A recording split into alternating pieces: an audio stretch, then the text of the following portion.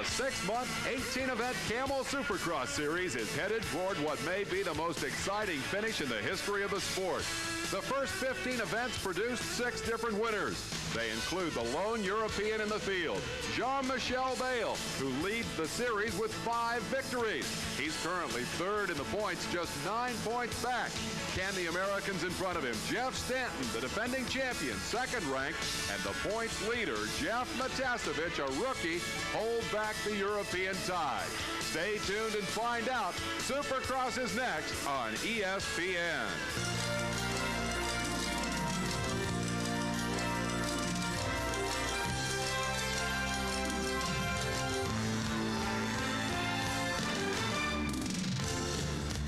The Oklahoma State Fairgrounds in Oklahoma City is the site of round 16 of the Camel Supercross Series.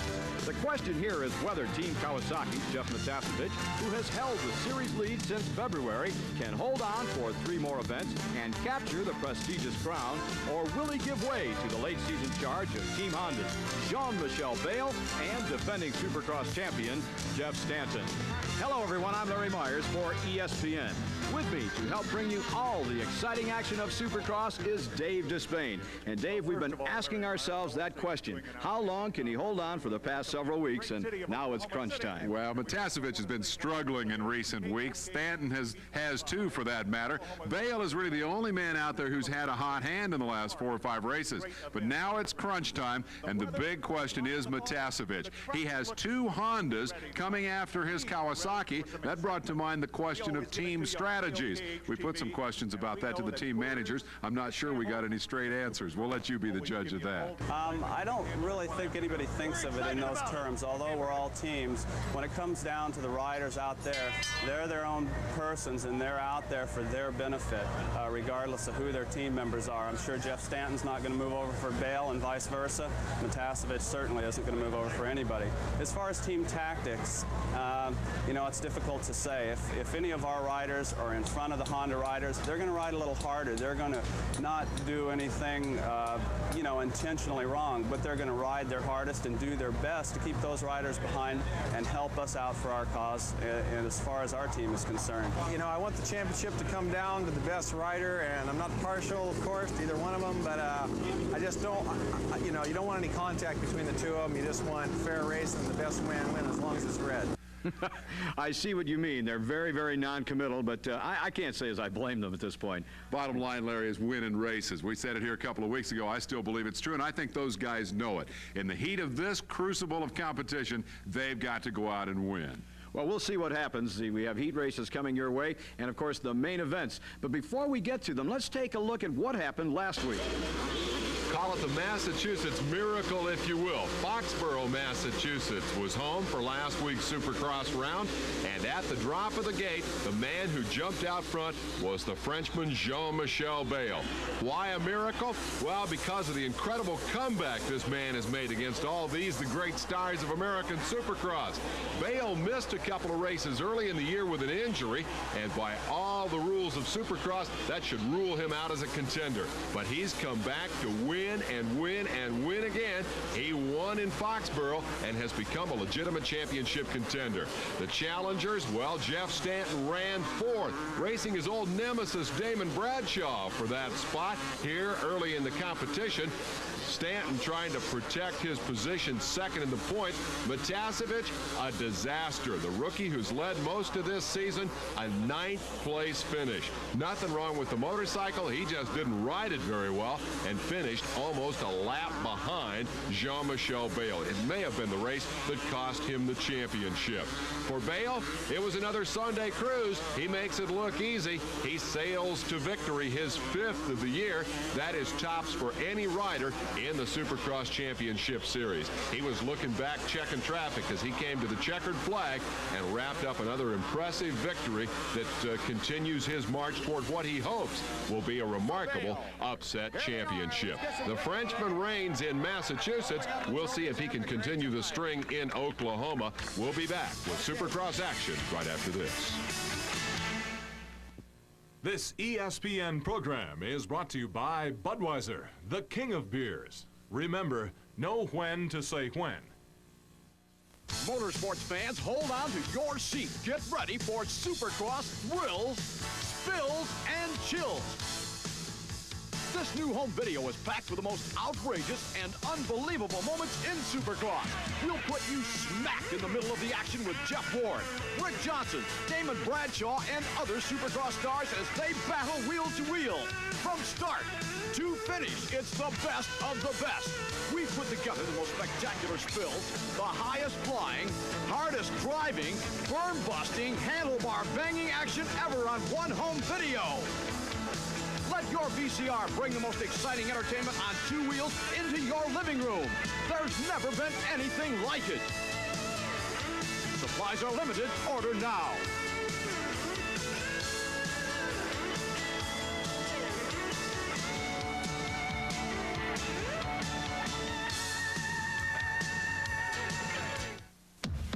Ford Fairlane, Private Dick. He's a man's man. Sometimes when we touch, the honesty's too much. He's a ladies' man. Treat me like the big that I am. He's the dice man. I'm sorry that I made you clean the toilets and the bathtubs. I mean, who did all the work in bed? Ow! Andrew Dice Clay is Ford Fairlane. What'd I say? Come on. Rated R. Starts Wednesday at theaters everywhere.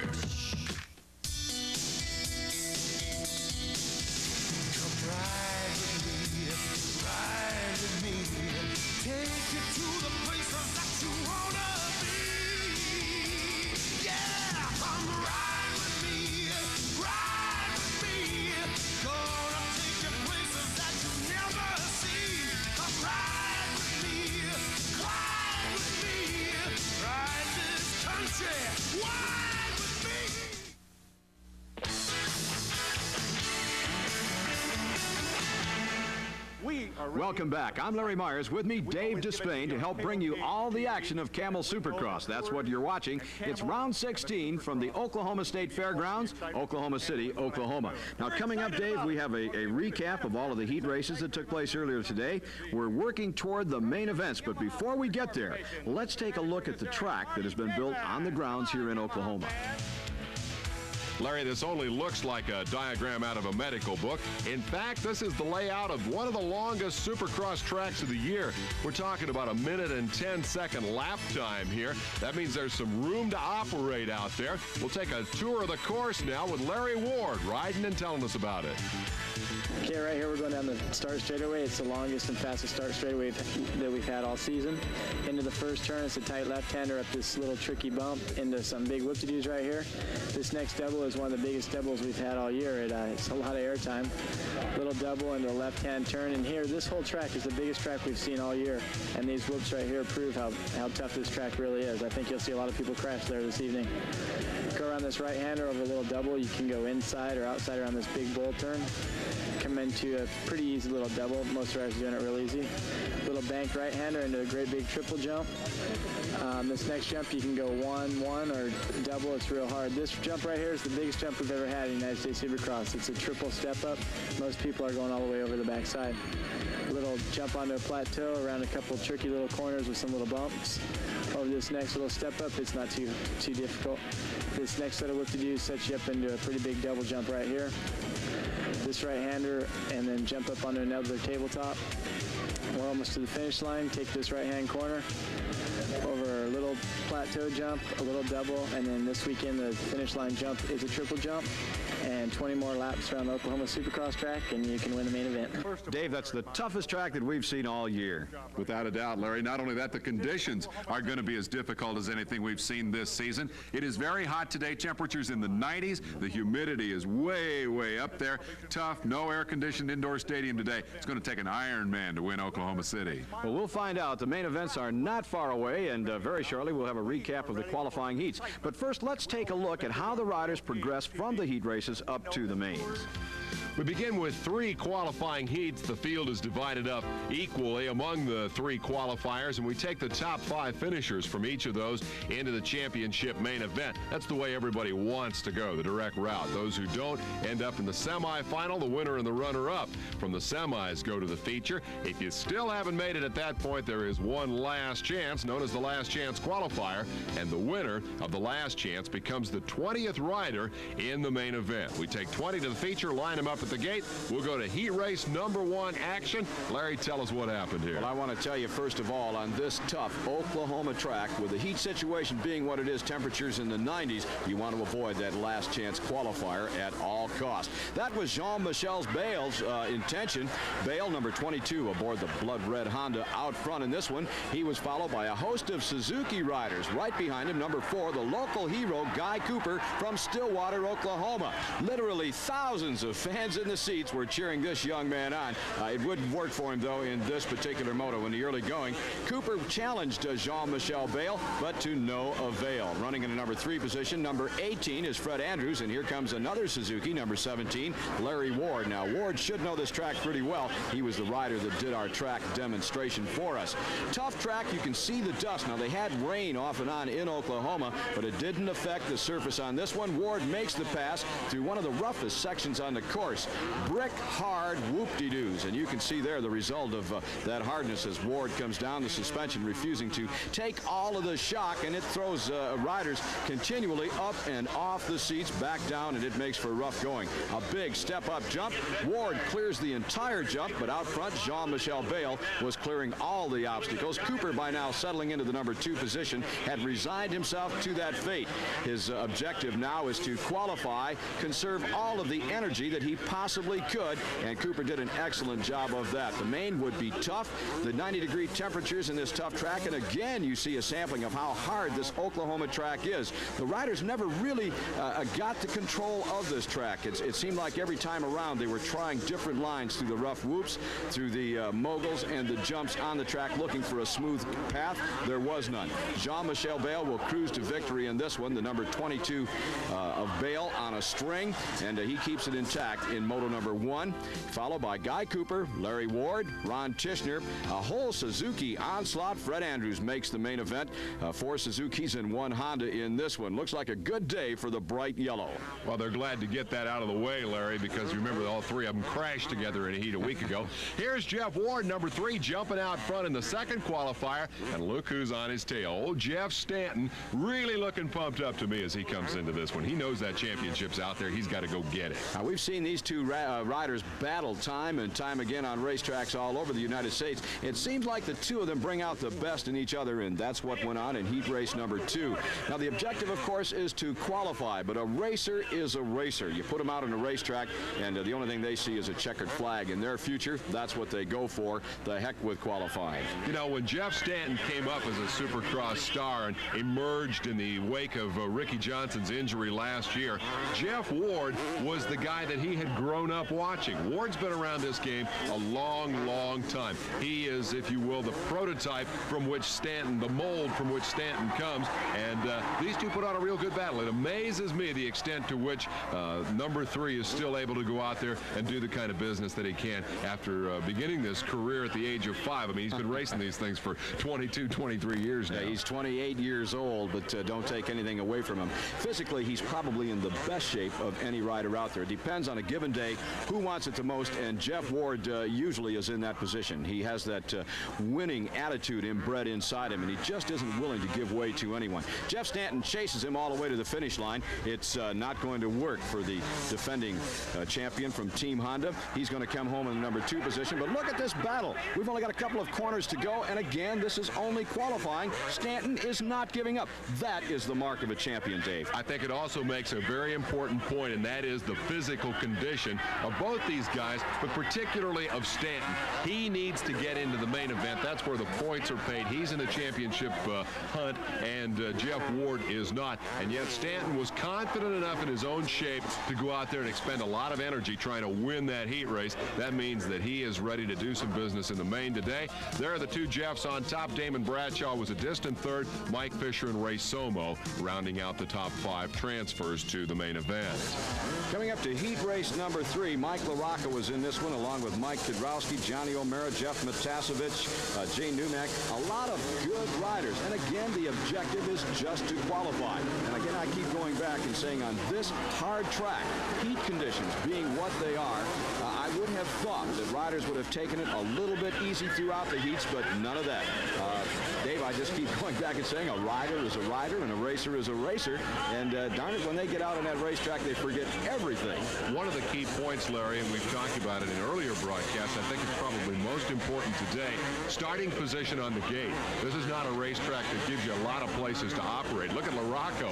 He found some room to operate as he goes sweeping by Johnny O'Mara and into the heat race lead. LaRocco out of Indiana on a Suzuki. This racetrack doesn't give you a lot of different lines to work with, so starting position on the gate is critical. The better you finish in the heat, the better starting position you've got. That's one reason to go out and run hard now. The third place man, number 20, Jeff Matasevich, comes up to challenge his Kawasaki teammate, moves into second place. He is really feeling the heat. He knows he's got to get something going here today if he's going to win that championship. Indeed, he's the points leader coming into Oklahoma by the slimmest of margins, and you know that Matasevich has to score big, and that's what he's looking for. Behind him, Johnny O'Mara, his teammate. Here comes Mike Kudrowski, rider number 11 aboard the Honda. Out front, though, it's LaRocco, and I want to remind you, Dave, I've predicted all year long that LaRocco is going to win one of these things. He looks strong today. This might be his day. I sure hope so. I'd hate to have to go through an entire year with egg on my face. There's LaRocco, followed by Matasevich. Stanton, here comes, whoa, and a crash. Dubach had been running in that number 5 position. Now that's going to move Numek up in the standings. Dubach is going to have his work cut out for him now if he wants to qualify in a heat race. Big disappointment when you crash yourself out on the last transfer spot. When you're 5th, you just hang on. You know, you take what you get into the main event, and then worry about solving your problems. Unfortunately, it got away from Dubach, and so now his problem is, can he get back to a transfer spot, or is he stuck with riding another race in this heat and humidity? Whoa, there's Jeff Matasevich on the ground. Didn't see it happen. Probably one of the effects of pressure. You know, you just try. He's trying to do too much. He's trying to ride too hard, and it hasn't worked for him for the last 6 weeks. LaRocco way out front now as Johnny O'Mara settles into second, challenged by Kudrowski. Well, Matasevich has said all along the pressure is not getting to him. But, Dave, I think that's some bravado. I really have to feel that the pressure is there. I think he's feeling it. 20 years old. He's a rookie.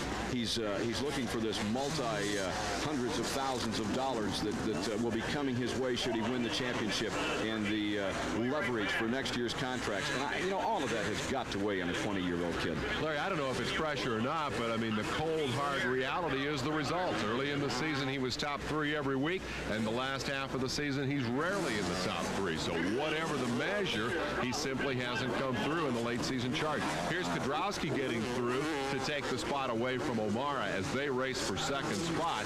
This again behind the leader LaRocco, who really had everybody covered in this one. So these guys again are racing for that starting position on the gate. No disrespect to Matasevich. I think he's a great racer. I think he's going to mature, and he's going to be one of the superstars of this sport. But the fact is, under a lot of pressure here late in 1990, he's had an awful lot of trouble. Well, I look back at his riding style, Dave. He has changed it. He's not riding aggressively, like he was at the early part of the season. That's how he got up to that number 1 spot, and now he's riding to protect it. As LaRocco takes the checkered flag and points toward the crowd, here comes Kudrowski, and protecting the points lead is not going to do it for him. So Johnny O'Mara finishes in the number 3 position. There's Matasevich, picked himself up, got back and forth, and Numek, with the benefit of the Doug Dubach crash, finishes 5th. So the top 3 heats are set, and we'll be back with more right after this. This summer, the world's best come to America for the 1990 Goodwill Games. Более 2500 сильнейших атлетов мира. Aus über 50 Ländern. Compitiendo en 21 deportes.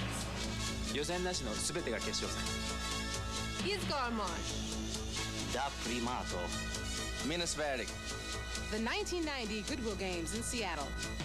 This summer on Cable 30. There are comic book couples, kissing couples, classic couples, and crazy couples. But this is the only cable couple that has them all in July. HBO is simply the best movies, specials, and sports. Cinemax adds more movies, more choice. Call your cable company now for the coolest couple on TV, HBO, and Cinemax. So, did you break him, Raj? Break him? I own him. That horse and I are one.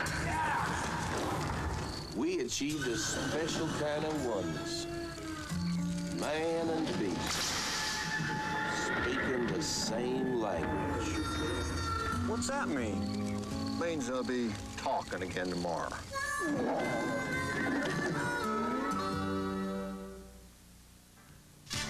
Friday night, the Royals face the Tigers and the Giants battle the Cubs, or in some areas see the Mariners face the Blue Jays and the Pirates take on the Dodgers. Friday night at 7:30 Eastern, live on ESPN.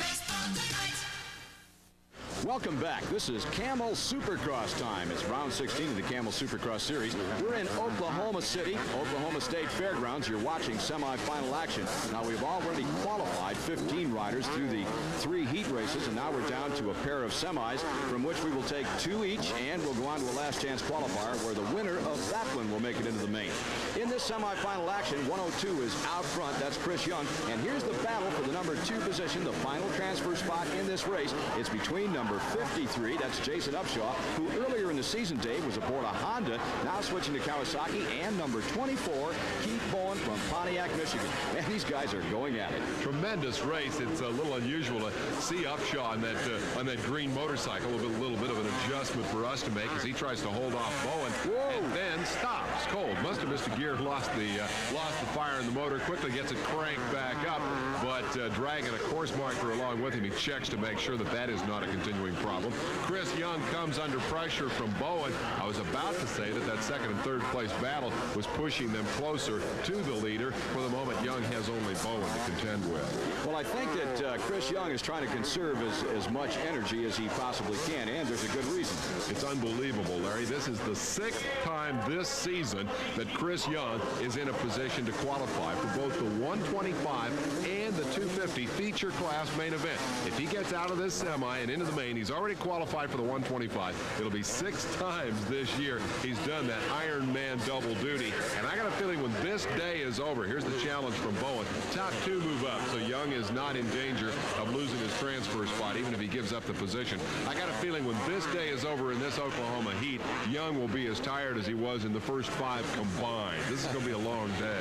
You talk about an Iron Man, this guy is it. Now, we've not talked about the 125 class, but we will be looking at, a little later in the program, a pair of main events. One in the 125cc class, the other, of course, in the feature 250 class. The 125 is the training ground, if you will. It gives the younger riders the opportunity to come up and race with riders of comparable ability and motorcycles of comparable speed without having to jump, Dave, right into the middle of the Jeff Stantons, the Jeff Wards, and all of the big guys. Gives them a chance to, I guess, get their feet wet in Supercross. There's Young looking back, seeing where Bowen is, and hoping that he can slow down just a little bit, and indeed, that's just what he does. He's happy. 6 times this guy has done that. Amazing. Bowen will get the second transfer spot. The loser there, of course, was Upshaw, who had the bike problem. Rodney Smith, Taylor, and Palmer are all bound for the last chance qualifier. Man, and in this heat, that's not where you want to be. That means you're going to have to run considerable more laps than everyone else in the field. Semi-final number 2, out in front, Eric Kehoe, rider number 19 aboard the Honda. Right behind him, Doug Dubach. Dubach, you'll recall, in his heat race, had a transfer spot in the bag. He was running 5th, and a crash. He went down. All of a sudden, he was out of it, and he has to come back and run this semi. Now, Dubach taking the measure of Kehoe. He takes over the number 1 spot. No dust out there. Hopefully, he can relax just a little bit. Dubach, great hole shot artist. He's one of the great starters in the Supercross game. Kehoe is a guy that you have to wonder where his career is going. He was a Suzuki Superstar, 125 National Championship class standout, who lost his ride, basically, and has now lost second spot here as the battle continues for position. Actually, he's wheel to wheel for second spot. Dean Matson is number 99 on the Suzuki, and Dennis Hawthorne is sticking a wheel into that battle every once in a while, looking for a possible transfer spot. Matson gets the best of it as Kehoe got himself out of shape on those whoops, and so it'll be a Matson-Hawthorne battle here for the runner-up spot. Yeah, I'm not sure what Kehoe's strategy is at this point, but as soon as he was passed and he saw Hawthorne coming up beside him, he backed out of it entirely. I think he's saying, hey, they're gone. I'm history. Hopefully the last chance qualifier will bring better results. Doug Dubach, though, out in front. He's pacing himself at this point. That's what happens when you're an established veteran. You know what you have to do. You know where everyone else is on the racetrack. I don't think he knows at this point that Matson is getting quite that close, because on a normal day, Dubach would run away and leave Matson. But I think Dubach now knows he's there. He has to hear that engine winding in his helmet, and he ought to pick up the pace just a little bit, regardless of the consequences of the heat and how hard you have to work, or he's going to end up in that number 2 position, and that's one more pick further down the line on the starting gate. That's the objective in qualifying, to finish as high as you can, because you do get a better pick on the gate, and as we've heard riders tell us so many times, the start in Supercross is oh so critical. Well, you called it. He immediately gasses it up. Dubach capable of pulling away a little bit from Matson, and once Matson got close enough that Dubach could hear him and knew he was there, he decided, hey, I better get busy. The real risk for him would be to fall into a battle with Matson, let Hawthorne catch up with both of them, and then he's got the potential of actually not qualifying. But as it turns out, Dubach just gasses it back up and pulls away to an easy win. Matson gets the other transfer spot. Hawthorne, Young, and Mulligan are relegated to that long last chance qualifier in the Oklahoma heat. By now, they have put in a ton of laps, and it has got to be miserable. Here we go, Eric Kehoe again, rider number 19. Now, that could have been Kehoe's strategy. We mentioned that in the semifinal. He let them go and said, hey, I know who's in the last chance. I know I can get a good start. I know I can whip him, so I'm just going to let him go. I'm not going to expend all of the energy it would take to go up and fight with him. A leisurely ride in the last chance qualifier will do the job for me. Now, we've talked about this track a couple of times and how hard it is. Dave, you can just see the blue groove starting to develop. What has happened here in Oklahoma?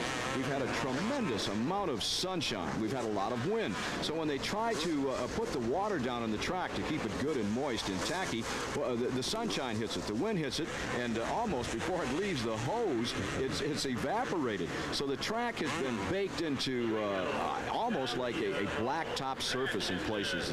The riders go around, they spin the wheel a little bit, that puts some rubber on, it packs the ground even harder, and we're going to have a slippery, hard track for that main event. So it's Smith, Hawthorne, Taylor, and Mulligan loading them on the truck. Kehoe is going to the main event.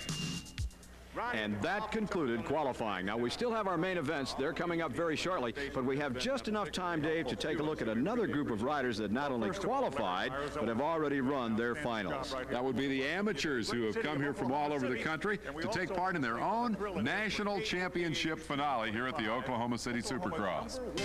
Now, these riders began at the outset of our coverage on the Camel Supercross Series, racing at selected events along the trail. At each venue, the amateur riders rode their own class finals and in each age group to become eligible for this championship finale here in Oklahoma. Top finishers in each class were invited here to the fairgrounds to slug it out in the Grand National Championship finale. Let's take a look at some of the action and a list of the winners.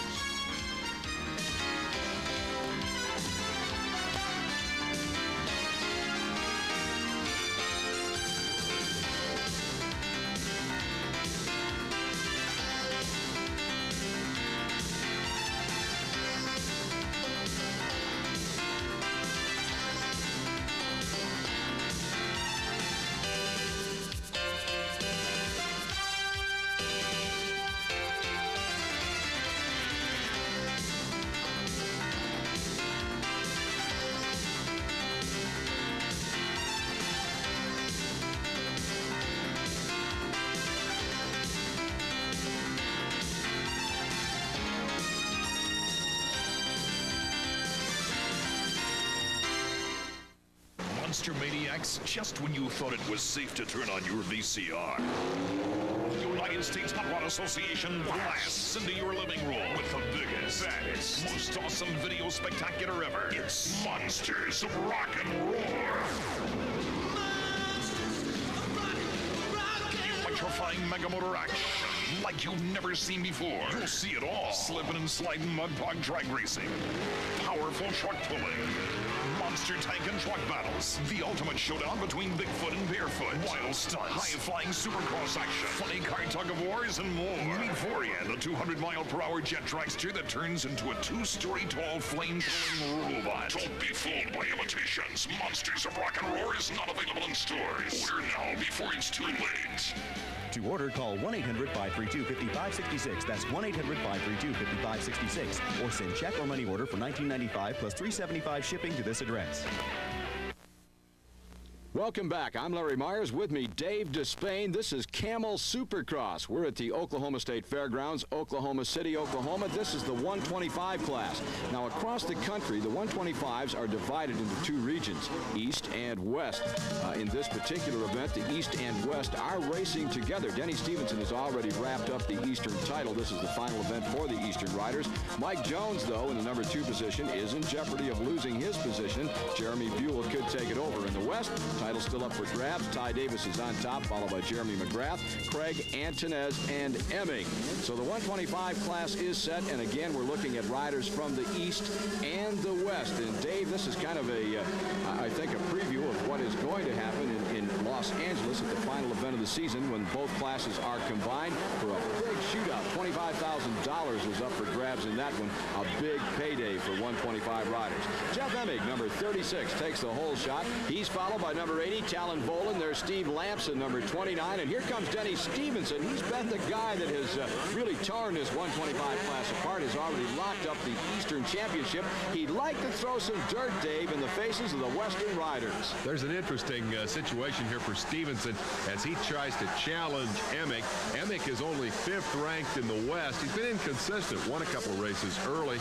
Now Stevenson, who has dominated in the Eastern standings, goes after the Western rider. I think you're right, Larry. A lot of this has to do with emotion and momentum going into that big buck, $10,000 to win shootout when the best of the East and the best of the West meet out on the West Coast in the series finale. Stevenson wants to demonstrate that he's the top cat regardless of coast, and to do that, he's got to get around Emmett here today. These guys talking to pitch, you know, and I know the Western riders are saying behind the backs of those from the East that we've got the toughest class and vice versa. I'm sure that the Eastern guys are saying that. Whoa, look at that. A block pass. He went up high, hit the brakes, and tried to halt the momentum of Emick, but Emick made a masterful move. He hit the brakes just as hard, dove to the inside, and took the number 1 spot back. Emick is giving up nothing. Ooh. Stevenson plows into the ground. Denny Stevenson really hit hard. He's moving, but not very quickly. Oh, he looks like he's hurt, Dave. I tell you, he took a terrible, terrible shot, Larry. He had an awful lot of air there. Was coming down from way up in the air. Hit that big jump very squarely, but right over the bars. But look at here. He's up and walking away. Let's take another look at what happened. I would speculate that he missed a gear. He came badly short over there, lost all his momentum, simply smacked the top of the jump, went right over the handlebars, and man, did he hit. Meanwhile, out front, Jeff Emmig now is going to have a field day. That was, you know, we were only 1 lap into the race, but look at the lead that the two of them had over the rest of the field. And Emmig, he can coast home from this point. Man, oh man, he hit hard. We're going to be interested to see what his condition is once the medical personnel have a chance to check him over. Emmig is way out front, looking back over his shoulder to see where everybody went. We'll be back with more in a moment.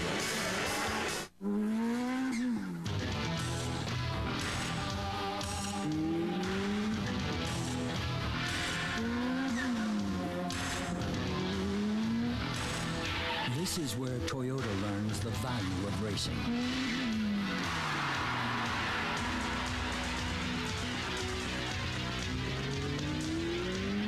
This is where you learn the value of racing.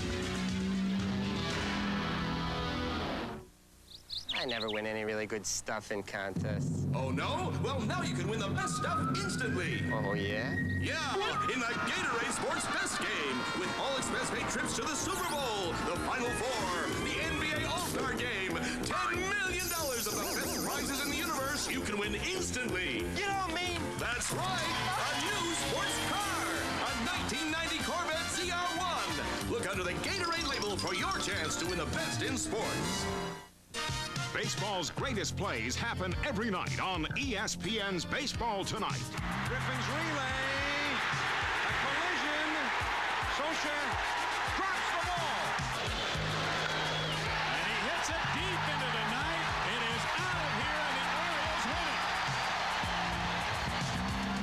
win it. All season long, if it happens in baseball, you'll see it on Baseball Tonight, every night on ESPN.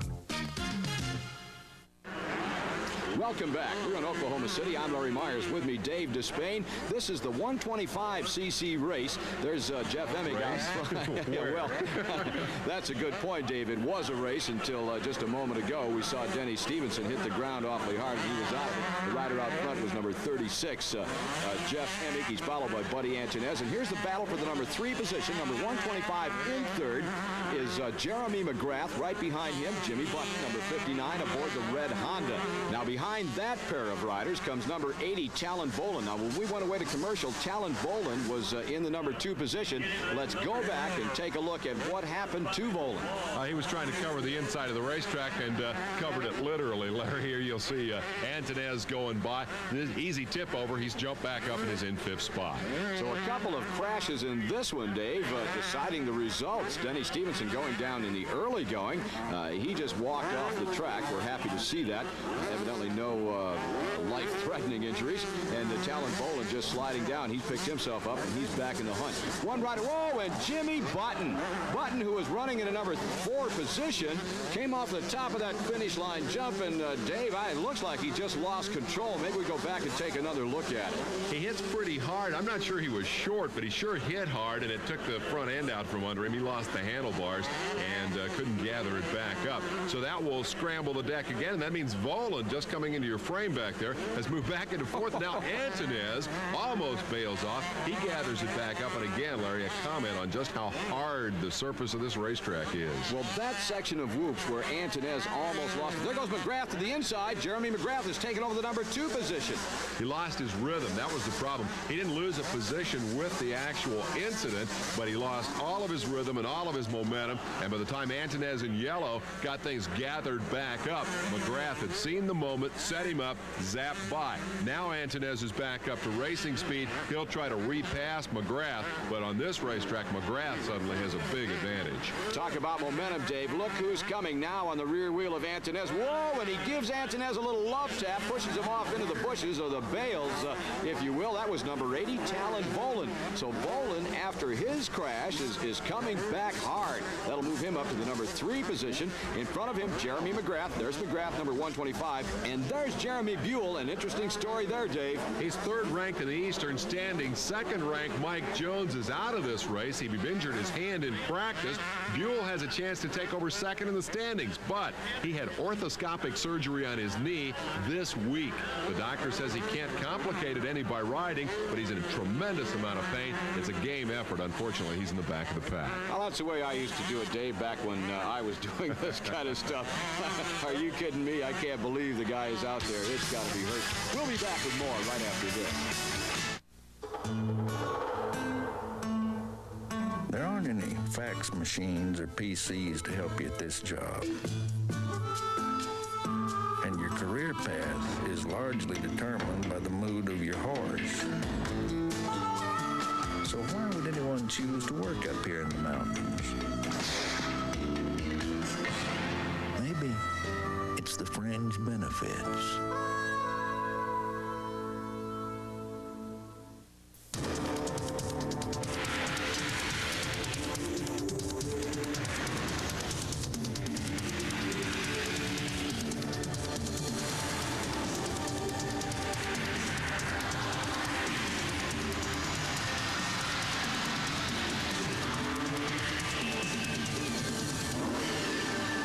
Chrysler isn't a performance company, then I'm Joe Isuzu. You better dial 911. First, he was above the law. Now, Steven Seagal is hard to kill. Take that to the bank. Hard to Kill, coming July 25th on video cassette. Welcome back to the Oklahoma State Fairgrounds, Oklahoma City, Oklahoma. This is Camel Supercross time. You're watching the 125cc main event. Now, it's a combination main between the Eastern Regional 125 riders and those from the Western region. Out front, Jeff Emig, rider number 36. Emig has led from the outset of this one, and it looks, Dave, like he's going to romp home the winner. All of these races in which both the divisions, East and West, do battle are billed as bi-coastal shootouts, but in this case, it's been a runaway. The reason, of course, is the crash for Denny Stevenson, the runaway Eastern Region point leader. He bailed off on the first lap and has handed the opportunity here to Emig. For Emig, it's kind of an interesting season. He started out hot. He won a race early in the year, then tumbled all the way to 5th in the point standings. Now he comes back, a little bobble there on the last lap. If he doesn't fall off, he will come back to win the 8th of the Western Region events, and he'll have good momentum going into the final two at San Jose, and then, of course, that 125 shootout in the LA Coliseum. Well, not to confuse the issue, Dave, I think we need to point out, though, that the Eastern Region, this is the final event for them. Normally, they run separate from each other. There are a couple events in the center of the country where they are combined. The Eastern Region will be over when the checkered flag is thrown here in Oklahoma City. Denny Stevenson had it wrapped up. He's the rider you alluded to that was in the battle for the checkered flag in this one, but crashed in the early going. Stevenson will be the Eastern champ, and it looks like Mike Jones is going to end up in that number 2 position, despite both riders not riding in this camel event here in Oklahoma City. Checkered flag time, and look at that. This guy is happy. Emig styling pretty good on the last lap. Here is McGrath coming down to take the runner-up spot, and we should mention that Talon Volan slid off course and fell out of the top 5. Antonez, Davis, and Lamson will complete the top 5 as we go down to Victory Circle and hear from the happy winner, Jeff Emig. I was hoping that it would turn out that way the whole race because Denny, he is the East Coast champion, and I would like to beat him fair and square. I haven't did that both times I've won this year, so I'm looking forward to the 125 final at the LA Coliseum. So the Eastern final point standings look like this. Stevenson and Jones, despite, again, not riding in this one, finishing the 1-2 spots. Buell finishes 3rd, a gallant effort, but coming up a little short. Western Division, well, there's still room to race in this one. Ty Davis, Jeremy McGrath. Emig moves from 5th to 3rd, and Antonez is holding down 4th with Michael Craig 5th. 250 Main coming up. We'll be back right after this. When you mess with drugs, you might as well be playing Russian roulette. If you or a loved one need help, get it now. The road back from drugs and alcohol isn't easy, but with hard work, you can return to a normal life. By establishing honesty with yourself and your peers, progress can be made, and you can become alcohol and drug-free. Don't play Russian roulette with your life. You might lose. The next 30 seconds of silence is dedicated to those with a hearing loss.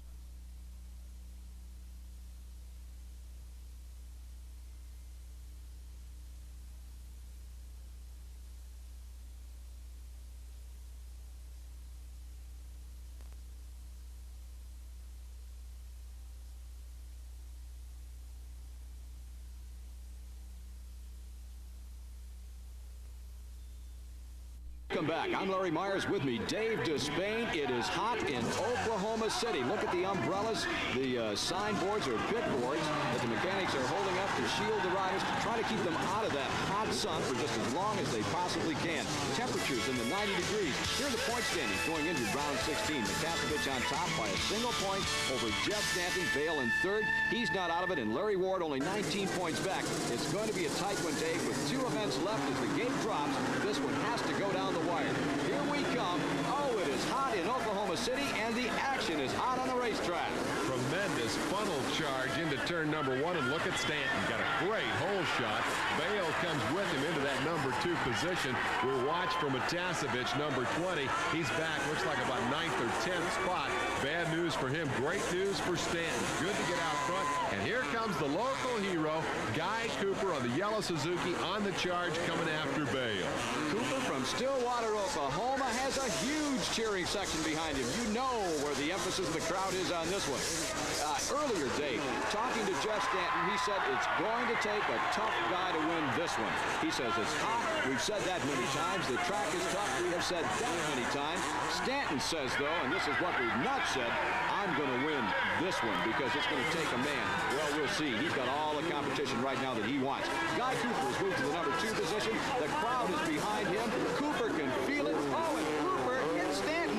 He almost loses it right off the bat. That's going to give Bale an opening. He goes to the inside. Bale diving into position. He saw that coming, I think, and moved over on the racetrack. So when those 2 boys hit, I'm home free, and dives into that number 2 spot. He may have been hoping that Cooper would knock Stanton a little further out of the way to get all the way to the lead. Stanton held on. I think you make a good point, Larry. Jeff Stanton, whatever else you say about his season, about his strategy, about his battles with Damon Bradshaw, and everything else that's happened to him, Jeff Stanton is a superbly conditioned and iron-willed competitor, and I think that he has a couple of advantages here today. Cooper, purely adrenaline and momentum. He's got the hometown folks behind him. We were here 1 year ago for the inaugural event at the Oklahoma Fairgrounds, and Cooper crashed in the opening lap. He came from way off the pace to be a factor. I think he finished in the number 4 position, but he had the crowd behind him all the way. And Cooper told me later, he said, I was a little bit nervous, you know, as I started out, but I heard the crowd. He said, I got into my rhythm, and he said, today it's not going to bother me. He's got a good hole shot. Cooper could win his first ever Supercross out here today. Certainly, the adrenaline's behind him. The momentum is in his favor right now. Well, it is not unprecedented this year, Larry. In fact, twice this season we've seen the hometown hero win. Larry Ward claimed his first Supercross victory in front of all the hometown fans in the Seattle Kingdom. And then just recently, 17-year-old Damon Bradshaw won for the home folks in Charlotte. Here is Jeff Matasevich. He is struggling again. Indeed he is. He's running well back. As a matter of fact, mid-pack is where I would describe him. And he had a 1-point lead coming into this event, a 1-point lead in the series. And Dave, if he doesn't get on the gas, that 1-point lead is going to be a multiple point disadvantage. He's going to be way down the line. And it's a tough racetrack on which to try to catch up, too. Watch Cooper. Here's where he's making up all of his ground on the leaders. Oh, and there's Bale. Just a glimpse of him diving ahead of Stanton. Notice how Cooper cleared that step-up jump. Nobody else able to do that. Bale made the inside move going over that jump. Got ahead of Jeff Stanton, and that shuffles the deck. It is now Bale, Stanton, and Cooper in a tight 3-way battle. Now, both on the ride and Bale, who is leading, and Stanton running in the number 2 position, are in contention for the title. Stanton was only 1 point back coming into this thing, and Bale down in number 3 position. So Bale's mission is clear. He has to beat Stanton in order to gain points on the leader. Stanton, on the other hand, could play it safe, but he's not doing that. Look at that. Stanton looking for an inside line. He's got to drive. He's going to come up a little bit on the short side. No, look at that. He's still going around the outside. Stanton is going to pay the penalty one of these times for trying those moves. He really wants to win in this one. Yeah, that's interesting. He's gone from one extreme to the other. He started out the season too conservative, and now he's taking a chance of falling off here as he does battle with Bale.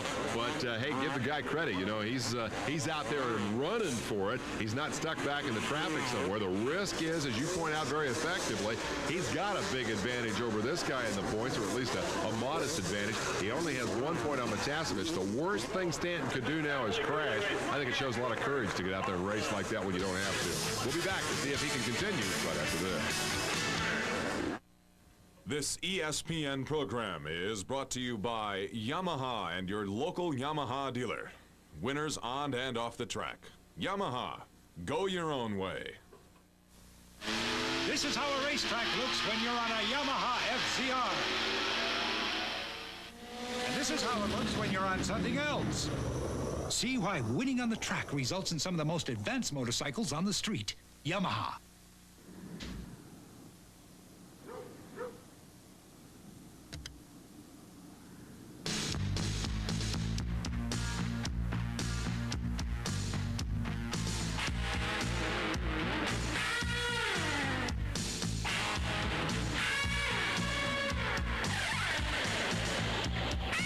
When you put a Pioneer 6-disc CD system in your car, you get a lot more out of your music. Look for fireworks on the track that's known for surprises. Earlier this year at Daytona, Dale Earnhardt just missed winning. Now he's back for the Pepsi 400, Saturday morning at 10 Eastern, live on ESPN.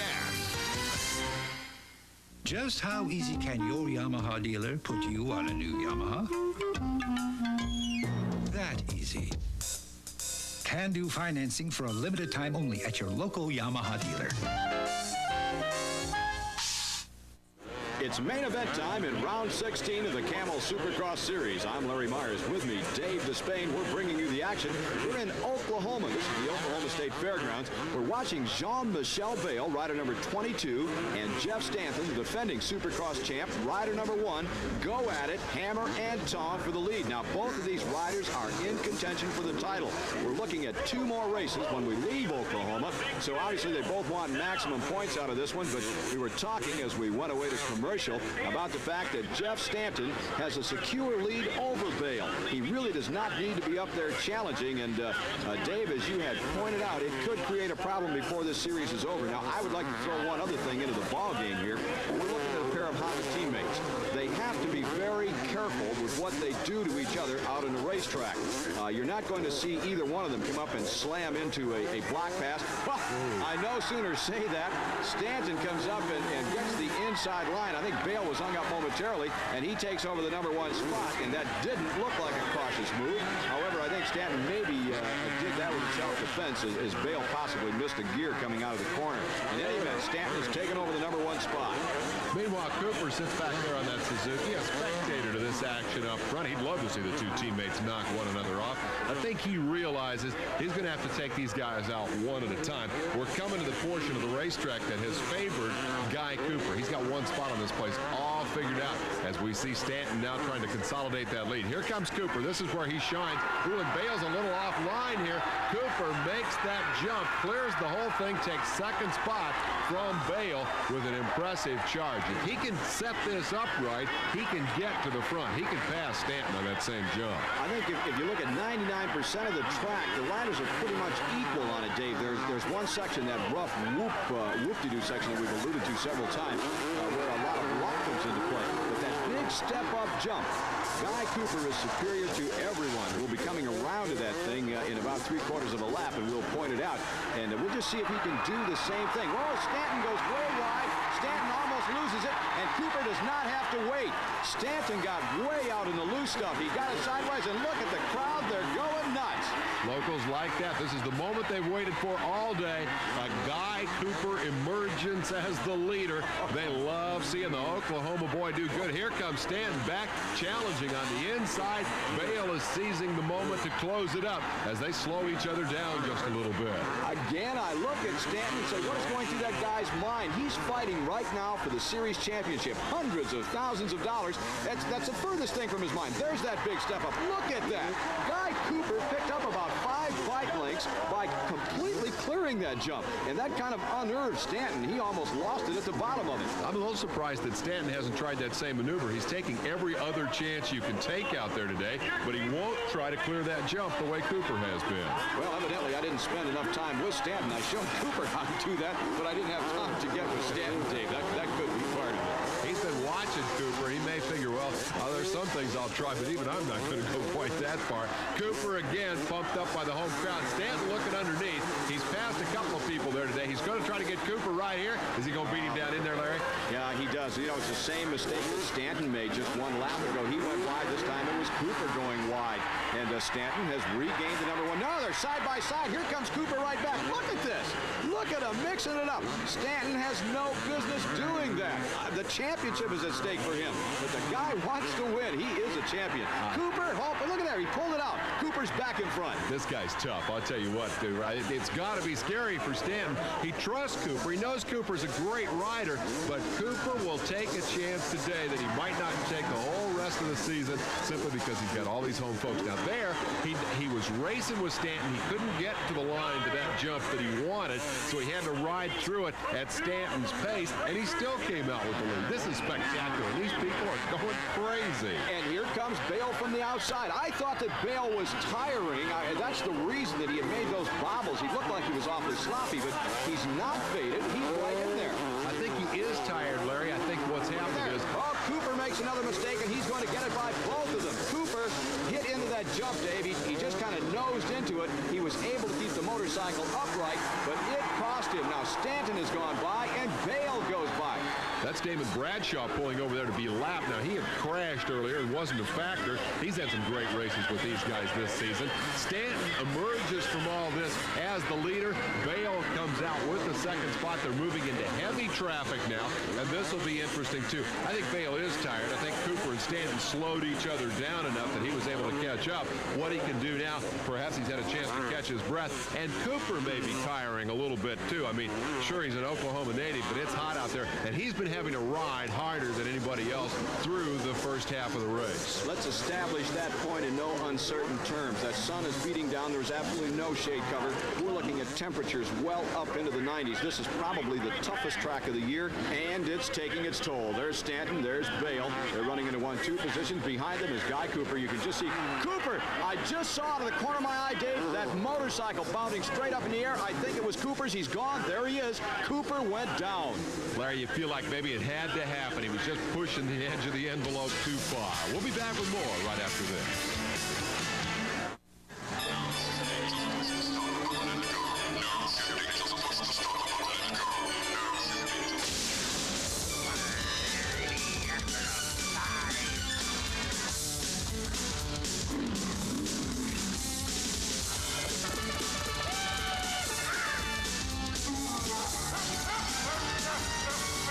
When it comes to rides, this one is serious fun.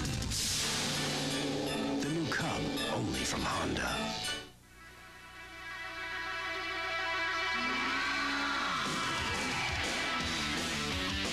It's really no big deal.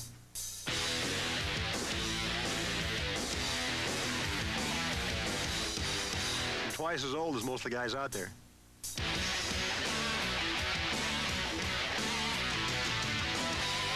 So I just go twice as fast.